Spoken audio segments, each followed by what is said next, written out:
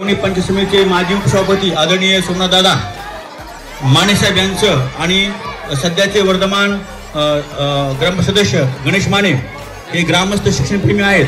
त्याचबरोबर या गावचे लाडके सरपंच वडमारे साहेब हे आहेत। त्यांच्यासाठी हा जो उपक्रम राबवलाय त्याबद्दल त्यांच्याशी मी बोलतोय।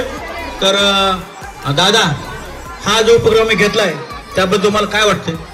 अतिशय हा प्रोग्राम चांगला आहे आणि मुलांसाठी हा भविष्यामध्ये बिझनेस कसा करायचा तो व्यवहार करणारा उपक्रम तुम्ही राबवलेला आहे। त्याच्याबद्दल तुमच्या सर्व प्राथमिक शाळेचे गावकऱ्यांच्या वतीने मी अतिशय आभार मानतो आणि असेच मुलांना आपण शिक्षण क्षेत्रात तर शिक्षण देणारच आहेत, पण बिझनेस कसा करायचा तोही शिक्षण दिलेला आहे आणि ते द्यावा असं तुमच्याकडून आशा व्यक्त करतो आणि चांगला उपक्रम राबल्याबद्दल तुम्हाला पुन्हा एकदा शुभेच्छा देतो आणि थांबतो। धन्यवाद। एक किंवा दोन सांगा। या ठिकाणी दत्ता भवानी हे मितभाषी आहेत, बोलत नाहीत, पण ते स्वतः उद्योजक आहेत। त्यांचं फार मोठं हॉटेल आहे आणि त्यांनी इथल्या पदार्थाची चव घेतलेली।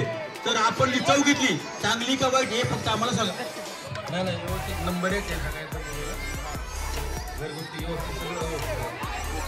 गणेशजी माने साहेब ग्रामपंचायत सदस्य यांचं पण आगमन आहे। मी त्यांच्याशी बोलतोय। सर, आपण सगळा हा बाल अन्न मेळावा आणि बाल अन्नगिरी पाहिली, तर याच्याबद्दल तुम्हाला काय वाटतंय? बाल अन्न मेळावा जिल्हा परिषद शाळेने हा उपक्रम राबवला। प्रथम शाळेचा मी ग्रामपंचायतीच्या वतीने धन्यवाद मानतो, कारण असे उपक्रम राबवून आपल्या विद्यार्थ्यांना व्यवहार कसा करायचा हे समजले जाते। त्यामुळे हा खूप छान कार्यक्रम झाला आहे। तसेच ह्या कार्यक्रमामध्ये जे विक्रेते आहेत त्याच्यामध्ये खूप सारे आयटम असून त्या तिथं ठेचा आणि बाजरीची भाकर हा एक उत्कृष्ट आयटम इथं चव देऊन लोकांनी खाल्ला आणि खूप खूप चांगलं वाटलं। धन्यवाद। यानंतर आपल्या गावचे लाडके सरपंच सोमनाथजी वडमारे साहेब यांनी सुद्धा या ठिकाणी येऊन या कार्यक्रमाचा आनंद स्वाद लुटलेला आहे। वडमारे साहेब, आपण वेगळे वेगळे पदार्थ चव पाहिली, तुम्हाला पदार्थाबद्दल काय वाटते? कोणकोणते पदार्थ होते? ठेचा आणि बाजरीची भाकर हे अतिशय उत्कृष्ट होतं।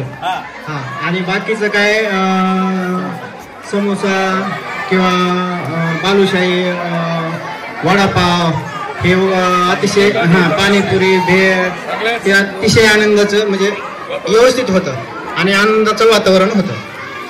तर यानंतर मी दादांना एक प्रश्न विचारणार आहे। दादा, भविष्यामध्ये हे जे सगळं तुम्ही पाहिले प्रत्येकाला तर नोकरी लागत नाही, मग या उपक्रमाचा या विद्यार्थ्यासाठी काय फायदा होऊ शकतो का? 100% त्यांना व्यवहार इथं पाहिजे आणि जे विद्यार्थ्याला तुम्ही जे विद्यार्थ्यांना वर्गामध्ये तुला काय व्हायचंय, शिकायचंय का बिझनेस करायचा आहे, असे विद्यार्थ्यांची संख्या काढून आपण त्यांना त्या पद्धतीने सुद्धा मार्गदर्शन केलं पाहिजे। अतिशय खूप छान कार्यक्रम। थँक्यू, धन्यवाद। तर आज या ठिकाणी या गावचे सोमनाथजी दादा, गणेशजी माने साहेब, त्याचप्रमाणे दत्ताभाऊ माने आणि सोमनाथजी वडमारे सरपंच यांनी येऊन या ठिकाणी हा जो आमच्या आनंदनगरीमध्ये सहभाग घेऊन आम्हाला प्रोत्साहित केलं, आपल्या सगळ्यांचे धन्यवाद।